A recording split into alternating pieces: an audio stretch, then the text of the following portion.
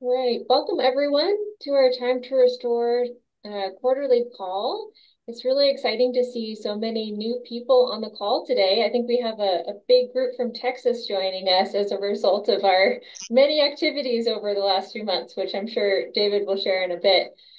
So just to kind of, I know we have a lot of new people, so these calls are really to provide, an update on the Time to Restore project. It's a space for you all to ask questions. We also like to hear from our state coordinators about what's going on in their states, any updates they want to share. But it's also a place for anyone who's really interested in pollinator restoration or pollinator conservation to have a place to talk to each other.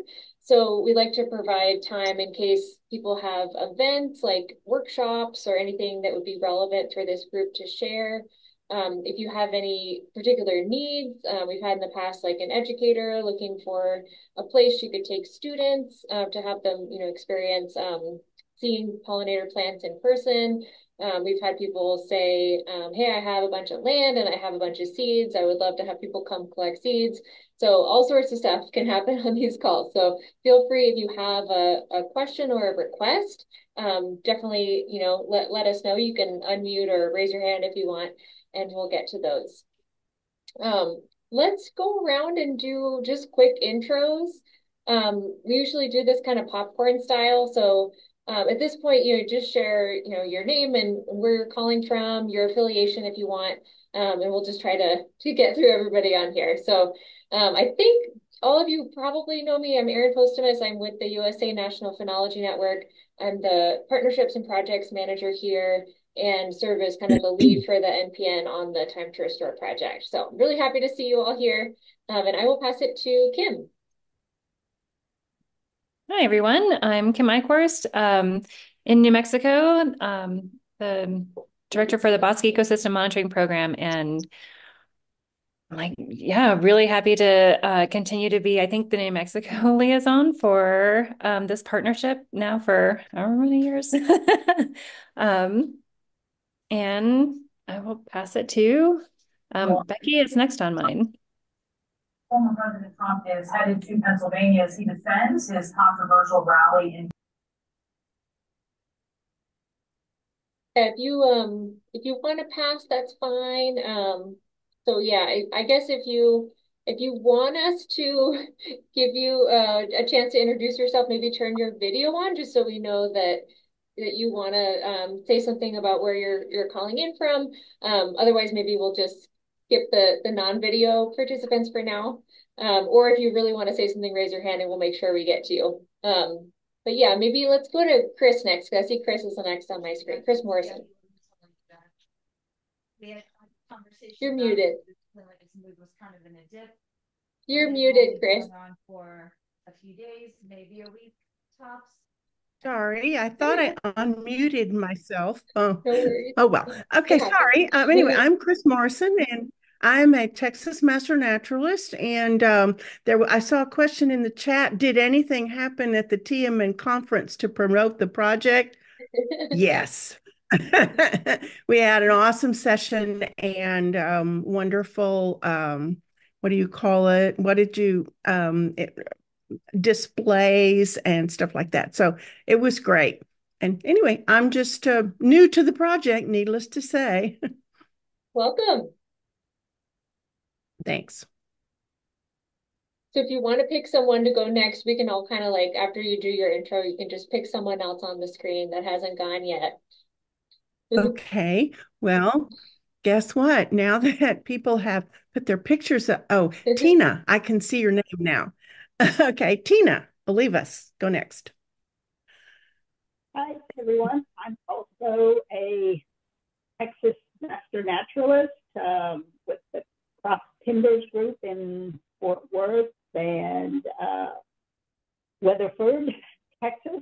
And we're just going to be starting up a program, got it all approved within our group to start this Time to Restore project.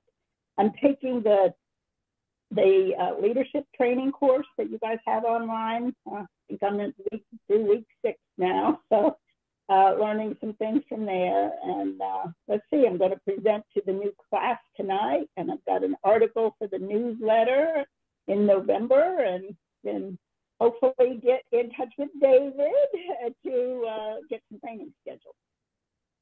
That's amazing. Thank you for all you're doing. I'm sure. So let's see, who do I have next? Well, how about David? He comes up next. Well, thank you, Tina. I'll jump in there. I'm David Gwynn. I'm the state coordinator for Texas, the great state of Texas, I might add. And I am excited to be here. We have had a wonderful, productive time since we last met on one of these quarterly calls. And I am ecstatic to see so many fellow Texans on this call. And the goal for our next one will be to have even more. So, yeehaw, Texas. And with that, I will go to Emily. Hi everyone, I'm Emily. I am from Oklahoma and I work at Oklahoma City Zoo and Botanical Gardens, and I'm a conservation scientist. So a lot of my research is around plants and butterflies and phenology. So it's always nice to be on these calls, and then I can report back to the zoo what's going on with this project. And I forgot to pick somebody. So I will send it off to Robin. You have your hand up. Let's go that way. Oh, hi. Thank you. Yeah, Robin Hendrick Yates. I'm a master gardener with Harris County in the great state of Texas. David, thank you for your support. I'm new to the program, but I've been gardening with native plants for the last 7 years, and I propose the benefits of gardening with native plants, which wildlife support, pollinators in specific, is a big focus of mine. So I'm really excited about this venture. I just got back from Europe. I downloaded the app and I'm ready to rock and roll and start documenting some plants. So I'm really excited to learn about this whole theme that you got going. Awesome. Thank you. Loving all the kitties on this call too. Do you want to pick someone else, or I think Allison maybe could be next on my screen. Yeah. Hello, I'm Allison. I am from Allen, Texas, and I'm a pharmacist and recently retired, and I think I'm getting into my first love. I love nature and bees and butterflies and that sort of things, and I'm trying to get as many native plants as I can in my gardens at home. So I'm just interested in the project and how it's going, and excited about contributing to the database. Welcome.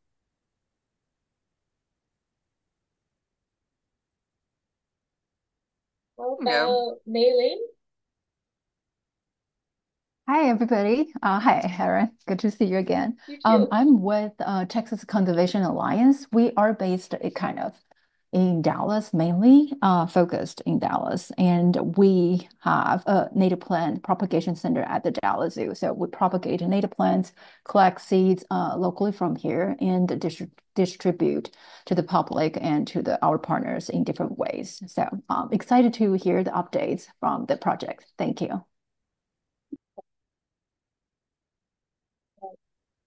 Teresa, have we heard from you? No, my name is Teresa Pisani. I too, with Tina, a part of the Cross Timbers Master Naturalist. And one of the things I did last week, I was over at Palo Pinto State Park and then Caprock. But while I was at Palo Pinto, I was talking to the forest ranger and I mentioned the project, and I actually forwarded one of your emails, Erin, to him because they had not heard about it yet.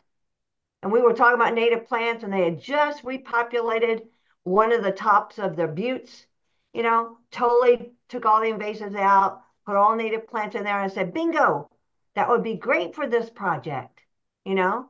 So hopefully that will come to fruition and they'll get involved too. Awesome. Thank you. All right, we've got a bunch of people that have introduced themselves in the chat, so thanks for doing that. We do have a lot of Texas people on here. Anyone else want to share an intro? Yeah, I can go. Oh yeah, Gina. Hey y'all, I'm probably going to keep my camera off for the majority of this because they're working on the internet in my neighborhood and my connection's real tenuous. But I'm the Louisiana State Coordinator for Time to Restore. So for those of y'all from Texas, I fulfill a very similar role to David. So I'm kind of the point person on the ground for volunteer coordination, site support, and photography of basis for the target plants in Louisiana. So that's me. Awesome, thank you. Yeah, and to round out our kind of state representatives, Jane Breckenridge with the Tribal Alliance for Pollinators couldn't be here today. She's not feeling well, but she's the other state person who rounds out the set of 4 states. Anyone else want to give a quick intro?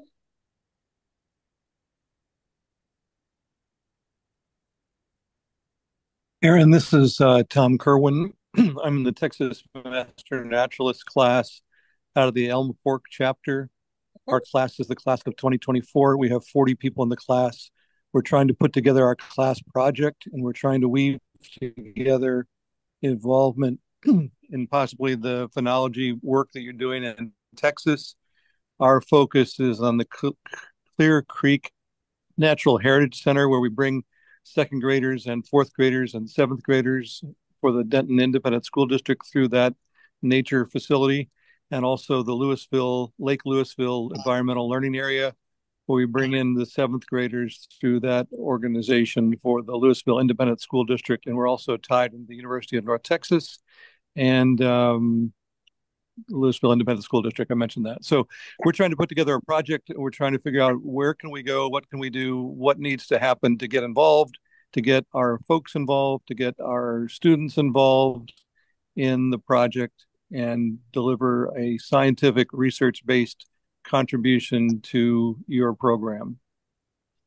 Excellent. Yeah, I'd love to yeah, try to link you up with some of our resources that we have for students. So on the NPN website, we do have a kind of a bring phenology to your classroom section with different lesson plans and activities by grade level. So you can definitely check that out. I can put that link in the chat. And then I don't know, Kim, if you have any thoughts on like ways to engage students, because I know BEMP works so much with students of different grade levels. Yeah, I was gonna say like so many fun resources. I can pull up our website. We have it'll send you down multiple paths, different links, but we actually have a number of activities that are available to download for teachers. And they range from in-classroom type of activities, field activities, and even activities that students can kind of do in their own backyard or even from their own window and making those phenology observations and kind of connecting that back. So let me, yeah, pull up our website. Yeah. Thank you. Anyone else? Hi, this is Von Seal Harmon. I wanted to jump in because I didn't want Emily to feel like she was the only person from Oklahoma in the Sea of Texas. So, hi, Texas neighbors. I'm actually the monarch program biologist for the Department of Transportation here in Oklahoma. So I do a lot of work on the rights of way, but we also do a lot of outreach through our organization. And so we got to on October the 4th. We're here. We had our big Monarchs in the Park Festival. And so we did have a table where we had a lot of the Time to Restore and the program cards, and we had an expert speak about the program. And so we had some people who were really interested in getting involved, and we got their names. So we are going to be doing follow-up with them. But yeah, we're hopefully going to get Oklahoma more in the loop. That's great. Yeah, if they need any additional help, with getting set up with Nature's Notebook, feel free to send them to me if you want to put, my contact information, or Jane's in the email that you send out. That would be great. Thank you. Hey, great. Thank you, Erin. Okay, last call for introductions.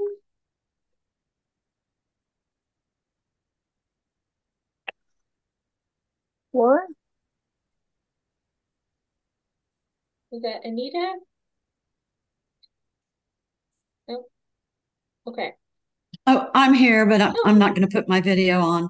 okay. No worries. Did you want to do an intro? Tell us where you're calling from? No. Okay. Thank No you. worries. We can see you're in San Benito, so that's good.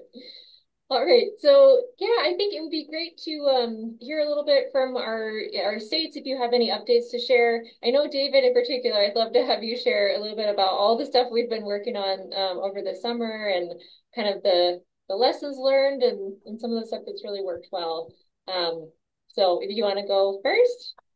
Be happy to do All so. right. And where do we begin, right? I think the last call we did was back in May. And if y'all remember, we were just getting ready to kick off. And the big deliverable for Aaron and I during the summer was we were building towards two workshops that were held the last week, almost the last week of August, one on a weekday and one on a Saturday. I am extremely proud to let everybody know that we had over 300 participants in that workshop. We had almost 525 register and well over 300 go through both of those workshops. If you have an interest in either of those workshops, they are searchable and available on YouTube. So you can, and we recommend that you actually pull up the Saturday workshop. It was an exciting experience. The big deliverable out of both of those workshops was we were trying to determine that priority nectar species list for the state of Texas.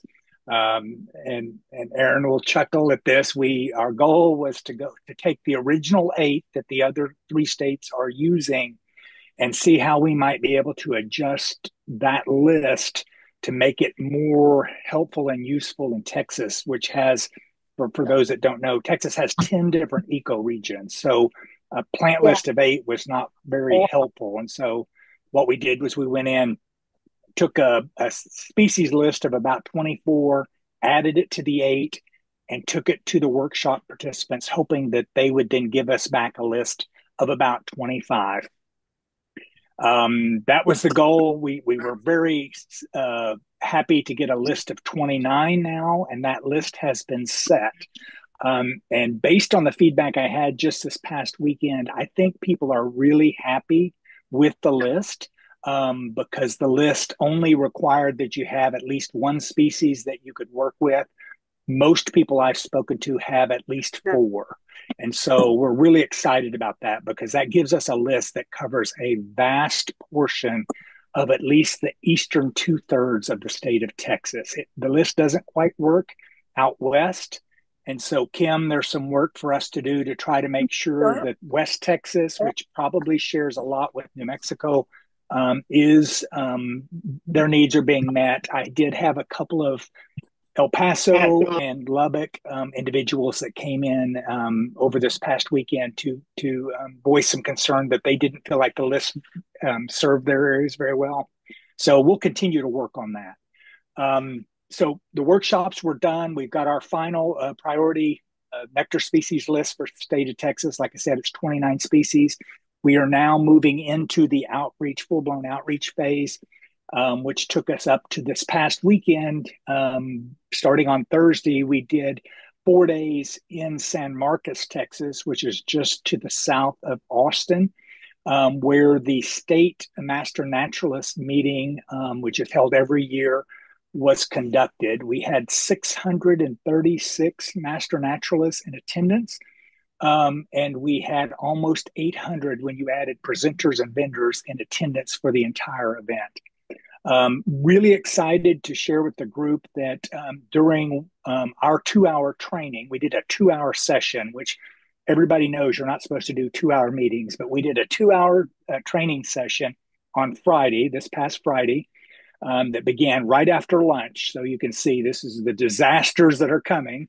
But I am ecstatic to report that we had almost 70 participants in the course, all of which not only did we not lose anybody as the second half of the session started, which the first half was background on time to restore.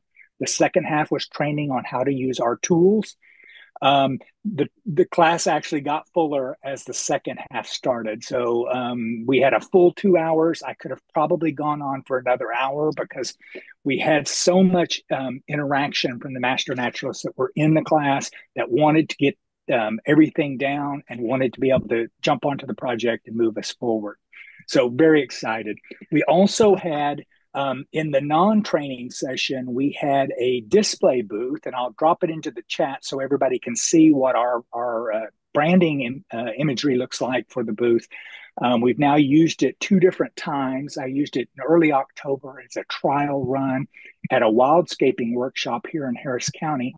But the booth is making a lot of inroads into groups that are not yet informed about time to restore, but that want to get more information. And we had about 150 individuals over the 3 days of the booth exhibit come by and make meaningful exchanges with me about the project. So really excited about the progress since May and when we last met with Time to Restore in Texas.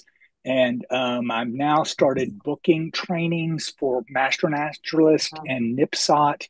And just for those that don't know, NIPSOT is the Native Plant Society of Texas chapters. We have 50 Master Naturalist chapters in the state of Texas, and we have about 30 NIPSOT chapters in the state of Texas. We're now booking trainings.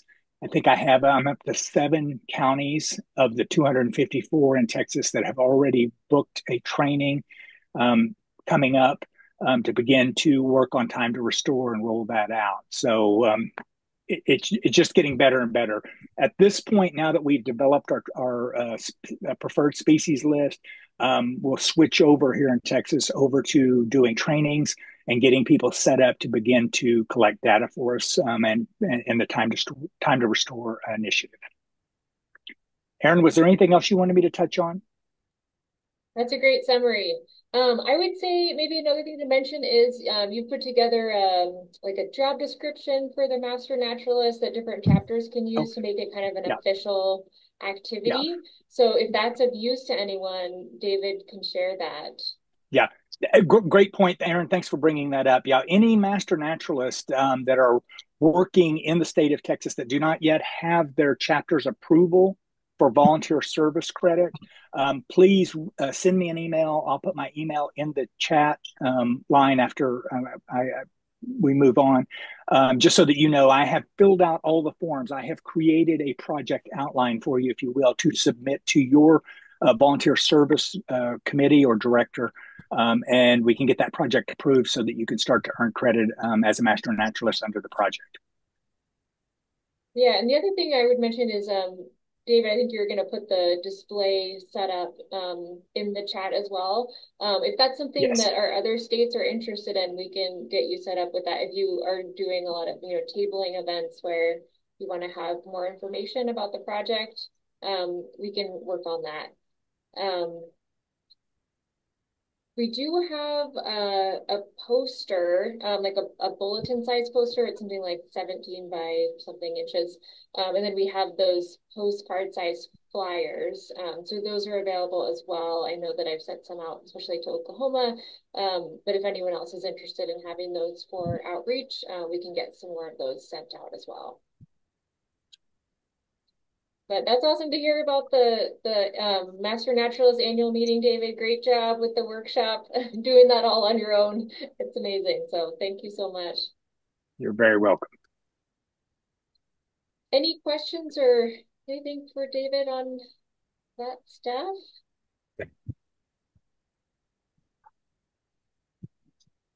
I do want to say that amazing numbers and enthusiasm, and I feel like our Master Naturalist numbers are like really low.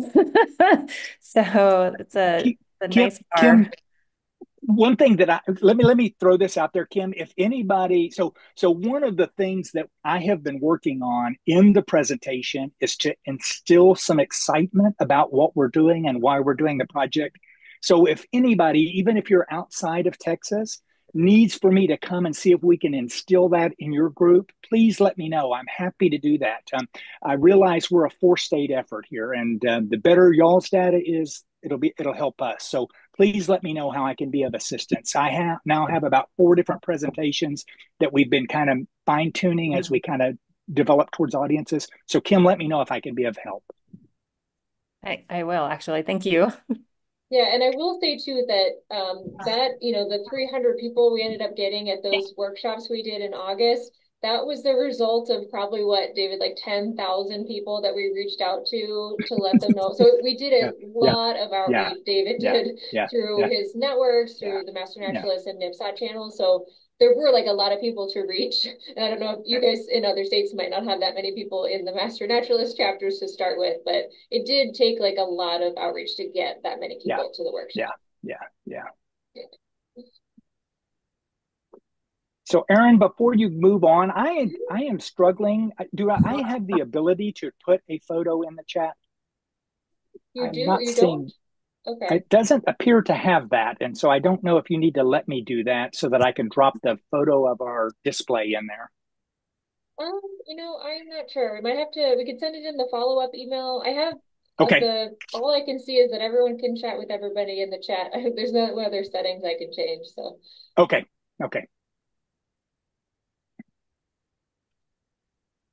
Yeah, Kim or Gina, do you want to share anything about activities in your states? Yes. So we recently brought the local Master Naturalist chapter on board as well. So it was a bit of a process to kind of set up a framework where we could make the volunteer hours spent collecting data fit within what they expect of their volunteers, because it's not exactly supervised or, rolled out and easy to process hours. But we did just finally get that pushed through onto their volunteer opportunity system. So I'm going to be doing a lot of trainings for new master naturalists who are interested in participating. So I have a couple of those scheduled for the next week or two. Efforts in our state right now are largely surrounding getting new phenology sites established and creating self-sustaining systems where habitat managers are able to utilize volunteer efforts that are already present at their site to make data collection a regular and sustainable thing. So locally, we have a pretty good volunteer presence. We have folks that are going to our phenology sites pretty much weekly and collecting data, but we don't have that many sites, and we have a consistent issue with maintaining signage, because I'm not sure how it is in Texas, but every time we get a big storm in Louisiana, it's, clean slate for a lot of signs. So other than that, I've been collaborating with Emmett Carstens, who is the new Gulf Coast Phenology Trail coordinator in charge of the entire system down here between Mississippi, Louisiana, kind of overseeing that, to revitalize social media for the project to hopefully reach a broader audience. Because the Master Naturalist Collective in Louisiana is significantly smaller than it is in Texas. We do have a lot of, invested, dedicated people, but it is a lot fewer. And particularly to the north of the state, it gets a little bit sparse. So I think our biggest goal for the year is to bring on a couple of new partners that are to the central and northern areas of the state, because you get a different cohort of plant species. So yeah, lots going on. Pretty much just focusing on outreach efforts and getting new phenology programs set up and self-sustaining. Thank you. Yeah, that's great to get the Louisiana Master Naturalist started to participate. Big accomplishment. I know that's been a long time coming. Yeah, so I feel like the one thing that's continuing to kind of feel like it's on hold with slow steps is our listening session for our pueblos. But one of the things that our education team has just knocked out of the park, we have a new curriculum that's been developed for middle school, and it really looks at kind of the multiple contacts with the classes, so that we go into the class, we kind of introduce they introduce it as a mystery, what's happening with one of our key species, in this case, the cottonwoods. And then the students get to go out in the field and they get to do some hands-on research, but then they tie it all back to looking at changes in climate, changes in groundwater availability, what's happening with the shift in timing how the phenology is changing in the trees and how why is it that these older trees are slowly senescing. And I think it's a really great it's an engaging lesson, and it's a really great use of our existing groundwater data and our new phenology data. So it's been we're slowly trying to roll it out to more than just a couple of classes, but last year's pilot program went really well. That's awesome. I love that. Is that going to be on a website, like all those resources, the one that you put in the chat? Yeah, as it gets kind of solidified. Last year was our pilot program, and yeah, we're all on soft money, but our one of our key funders was like, we don't have money this year, so we had to kind of scale back. So we're rolling it out, but it's a lot more limited than what we had hoped for. But yeah, I think a lot of the little tweaks on the program will still happen this year, and then hopefully next year we'll be able to put that out, make it available to everyone. Awesome. That's really neat.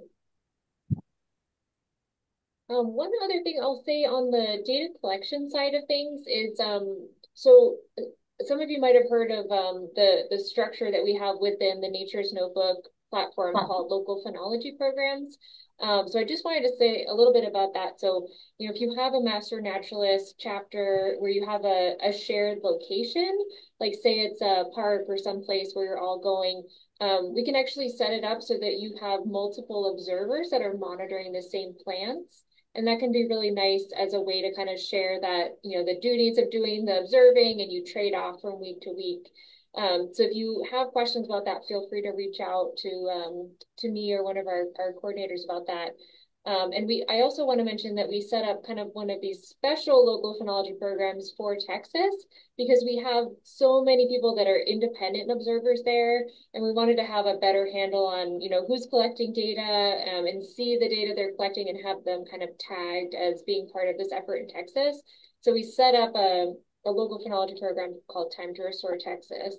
So I'll put that in the chat, but I just wanted to say if the other states are interested in having something like that, we can do that if it makes sense. You don't have to, but we can set it up as what's called a personal site network. So instead of having like a shared location where a bunch of people observe the same plants, everyone has their own sites, maybe like their backyards or a place that only they're observing, but they're all kind of linked together under a group of people. So just to put that out there, we can do that for other states too. Aaron, I want to throw in one other thing that we've added to one of our phenology sites. I don't know if folks are familiar with the Chronolog citizen science. Yeah, so we actually set up a Chronolog site. So it's a simple sign that has a website, and it has a little platform that's built in for a smartphone, and anyone can go up and put their smartphone on and take a picture of, in this case, it's some of our cottonwood sites, including our Nature's Notebook trees. And those pictures get uploaded to the website. They're actually screened so that there are no people. If there are any people in the background, even if they want it to be in the background, those photos don't get uploaded. But then you can really see the change in the site over time. Just rapidly scroll through all these citizen science photos. So thank you for putting that in there. Yeah, it's pretty cool. Awesome. And they store everything for you, right? Like all the photos are maintained on their site. Yeah, anything else on the data collection side of things?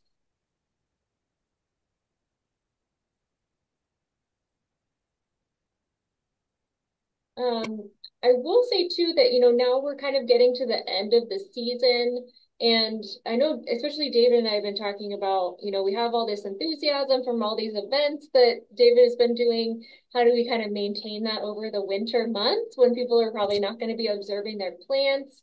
So we came up with an idea to try to make some little plant tags that would be like little aluminum tags that we would maybe like emboss with a Time to Restore logo, and then you could the aluminum forestry tags that you write on with a pencil, and it kind of like imprints, and you could put the name of the plant or something to help you remember And that would serve as kind of like a trigger to remember like, oh yeah, I'm going to be observing this plant either the end of this year or next year. So that's something that we're working on. But definitely open to other ideas if people have other thoughts on how to keep the interest going.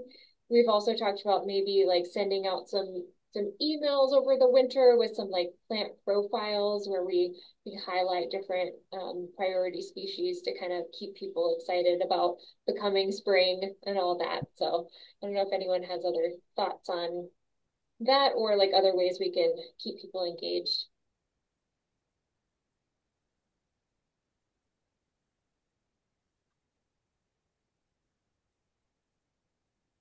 If you think of anything, feel free to reach out and let me know. But we'll plan on doing those emails and then we'll keep people posted on the plant tag idea. This is Tina again. One idea that I thought about and wanted to get going this fall was to work on photo guides. You know, there's so much already out in INAD and on you know, your network already to begin getting those together because there aren't that many done. And when I guess, and I still, you guys are still have a lot of the Texas plants to actually get in Nature's Notebook, correct? So, there are About 8. About 8. Yeah. Yeah. Oh, that's all?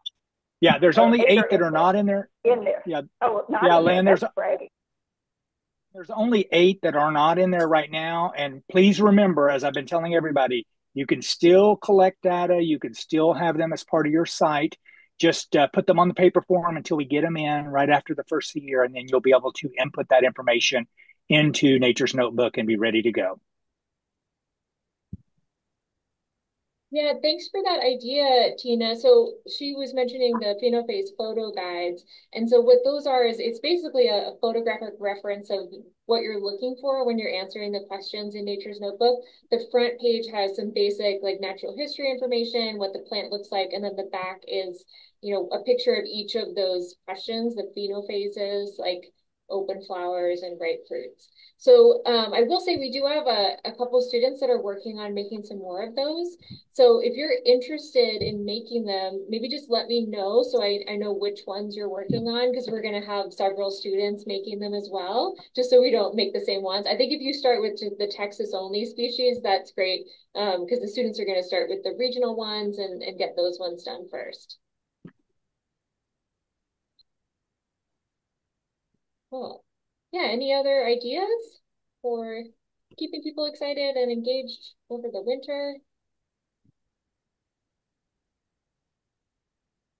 I think just keeping it talked up, send out little news blitz anytime something exciting is going on. Because anytime you send out something positive, people get motivated to do something, right? Yeah. Well, keep it coming. Thank you. Yeah, thank you.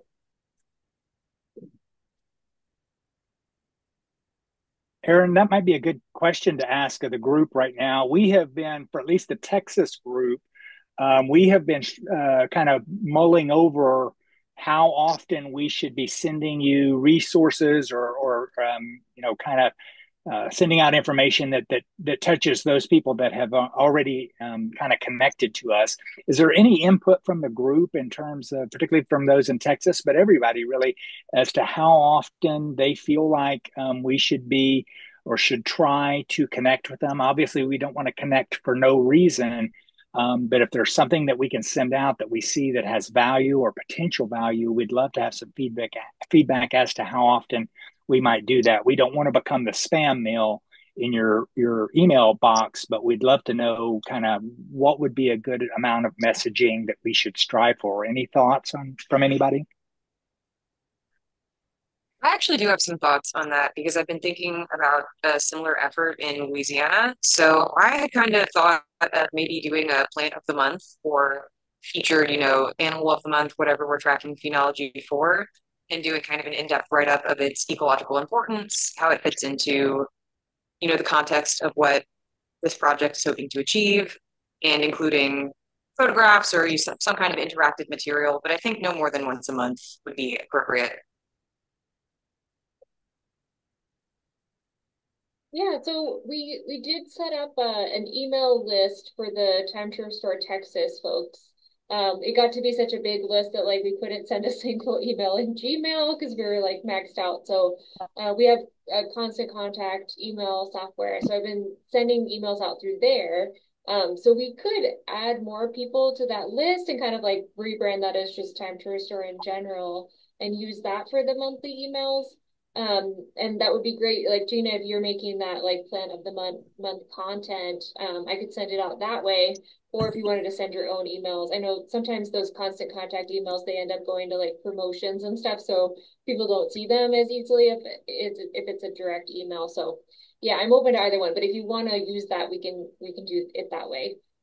Yeah, I would be happy to do the content as well. I think that'd be fun to put together. So let's stay in touch about that because Okay, it would.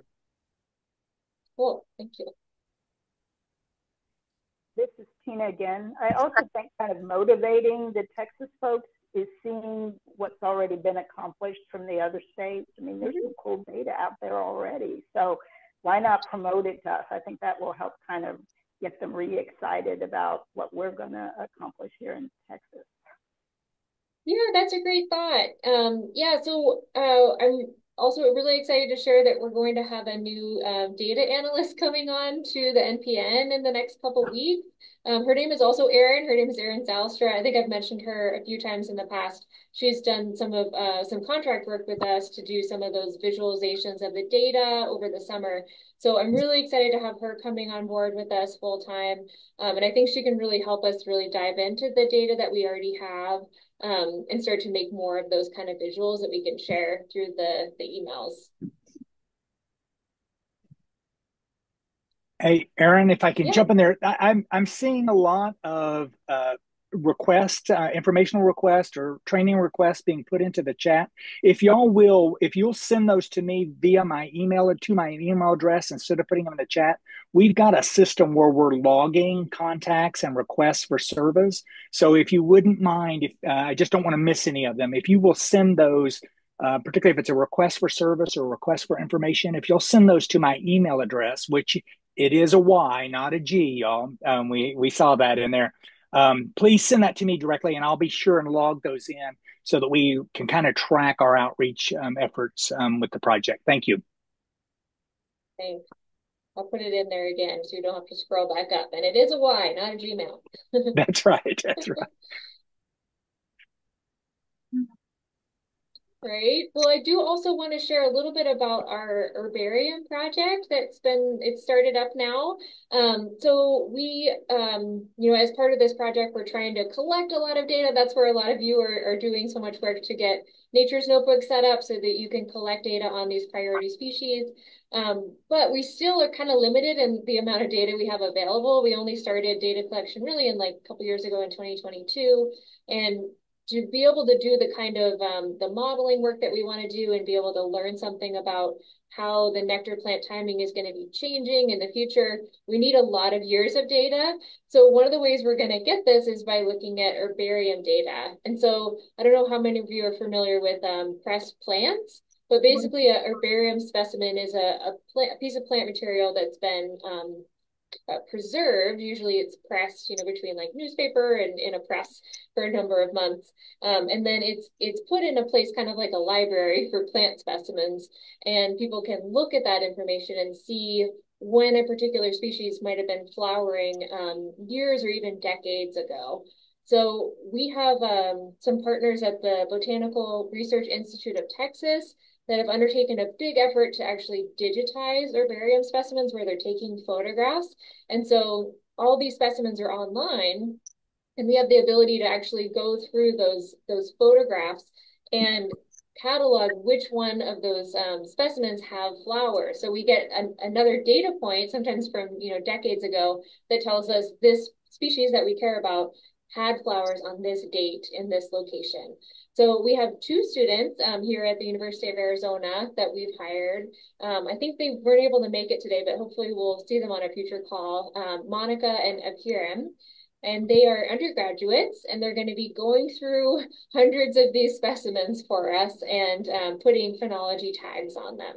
So it'll give Erin Zylstra a bunch more data points to use in the analysis. So we're really excited about that. So they are getting up to speed and getting to know our priority species, so they know exactly what to look for, when something has a flower, when it has a fruit in these pressed plants, which actually looks quite different than what they look like in real life. So they're getting to know what they look like through photographs as well as what they look like when they're pressed plant material. So that's kind of an update on that end. We're going to be starting with the collection that's at the Botanical Research Institute of Texas. There's, I think, several thousand specimens there for just those 8 regional species, and then we'll broaden out if we get through those and go through some of the other species on the list as well. So, any questions on that side of the project? We're also hoping to get to other state collections as well. So this is, focused on mostly Texas, but also Oklahoma herbarium specimens. But I'm hoping to contact someone at the University of New Mexico herbarium as well. I don't know, Kim, if you know anyone that is involved in that. And then the one in Louisiana as well, which Gina always reminds me where it is. Is it Tulane or is it at University? It was at Tulane and now it's at LSU. It got moved. LSU, great. Thank you.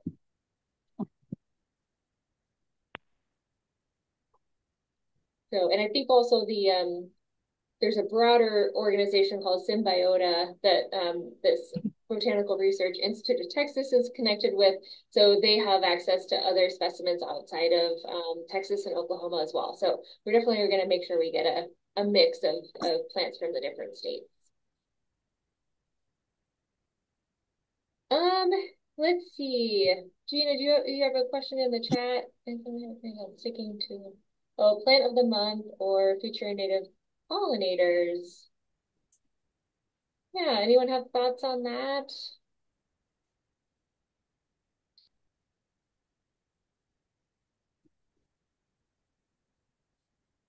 I think, yeah, it could be neat to, especially if there's like a particular pollinator that's important to one of our plants, that would be great to feature that as well.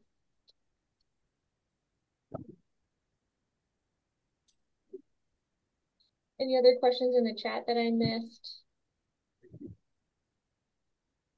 Got some feedback on the timing for the newsletters. Thanks for that. Yeah, I think once a month sounds good.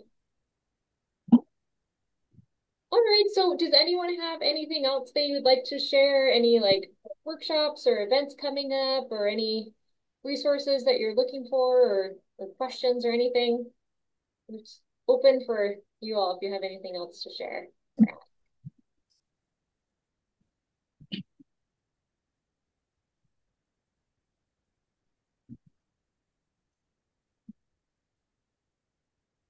Okay, I waited the 7 seconds. Oh, there's hands, Alex. Let's see. Video on. Hi, everyone. Sorry, I'm done eating now, but I just wanted to say hello from New Mexico, and I'm fixing to move back to the great state of Texas. And I'm very much looking forward to that. And I just wanted to say thank you to all of you for all of the incredible and inspiring work y'all are doing. I've been really excited to follow all of the progress on the project, and I'm looking forward to participate and spread the word. Awesome. Well, New Mexico will be sorry to lose you, but Texas will be happy to have you there. Thanks for joining us. I suspect I'll be back. Been a very active chat this meeting, Yeah. so good work, y'all. In fact, it was a little bit overwhelming. So if I haven't connected with you on there, please send me an email. We'll get you taken care of. Yeah, Christine? Hi, this is kind of a basic question, but I'm new to the project. And I'm just wondering what kind of sites do people usually observe? Like, is it their own garden? Is it a pollinator garden in a public place? Or is it, I don't know, I'm not sure what to focus on. Yeah, that's a great question. I could take a first stab at that, but definitely welcome other people to weigh in. I would say the best site is the one that is most convenient, where you will actually go back to and make observations. So if that means your house, that's great, because that means it's right there and it's really convenient for you. What we're really trying to get out of, especially the Nature's Notebook data, is trying to really capture like the beginning of when flowers are opening and then the peak and then the end.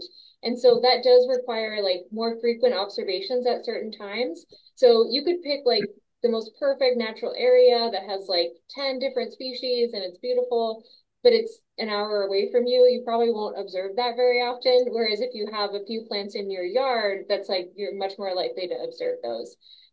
You can add details about your plants on the Nature's Notebook website. You can't do that on the app yet. But if you want to say like this is a plant that I planted on this date, or I do give this plant extra water, or I fertilize this plant, you can put all those details. So don't worry about whether it's an urban area that's more maintained versus a natural area. But that said, we do welcome all different kinds of sites. So if there's a park nearby, that's great. That can be a site as well. And if you have an area where multiple people are going to be observing, we can get it set up as a local phenology program. Okay, thank you. That's really helpful. Yeah. Did you want to add anything else, David? Yeah. If I can tag on, this seems to be just based on the last few months that we've been rolling this out in Texas, y'all. This seems to be kind of the biggest speed bump for a lot of people. Is this whole idea of what's my area, what's my site, and Aaron said it very succinctly. This is about convenience, y'all. Go with the site that will be the most user friendly for you. If you have a weekly watering regime for your yard, and you're thinking some part of your yard, put those two together so that this becomes very easy and better matter of fact. Remember that ongoing data is the data we want to collect. So the more convenient and the more simple and straightforward that it is for you, the more successful it'll be for everybody. And so please make it convenient. And one of the things that I've been sharing with new trainees is make your site around the plants you want to monitor. Make that be your site. Don't try to go to big elaborate plans to make it a whole yard or 3 acres or any of those. Say your site is that patch of Turk's cap, and it's going to be your patch as we move forward with time to restore. Remember, all of your sites are dynamic, so you can amend them as we move along. If a plant dies, you can amend them. If you want to add another plant, you can do that. So make it convenient in the beginning so that it'll become very matter of fact and very habitual for you. Thank you. Yeah. We're going to try to work it around what the master naturalist volunteers already do. I go to a greenhouse every week. Across the field, I know there's some antelope corn there, and I'm going to go look at it. And when I can't go that week, I've got 3 or 4 people who go that I can say, hey, go look at this for me. And so we're going to do that because, we have monarch way stations, we have pollinator gardens, we have trails we maintain, we have places we go every week anyway. And so we're going to kind of push let those, be your site. Yeah, that's awesome. Good plan. It's always good to have multiple people if you can.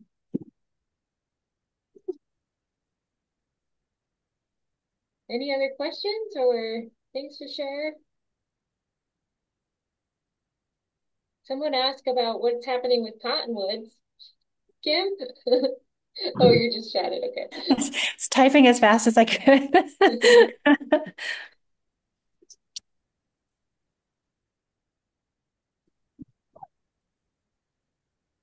Okay, so we're seeing some rapid decline in the cottonwoods. That's not good.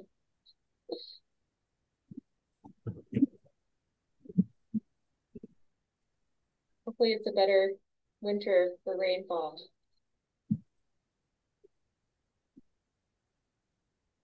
Anything else?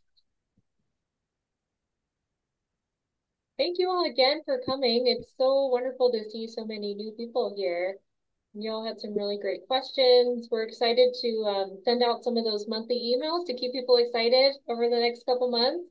I'll try to be better about getting the next quarterly call set up in 3 months versus this long try period we had this summer. But I think it'll be good timing to have one at the beginning of the year, so we can get interest going again before the plant activity starts up again. Any last thoughts?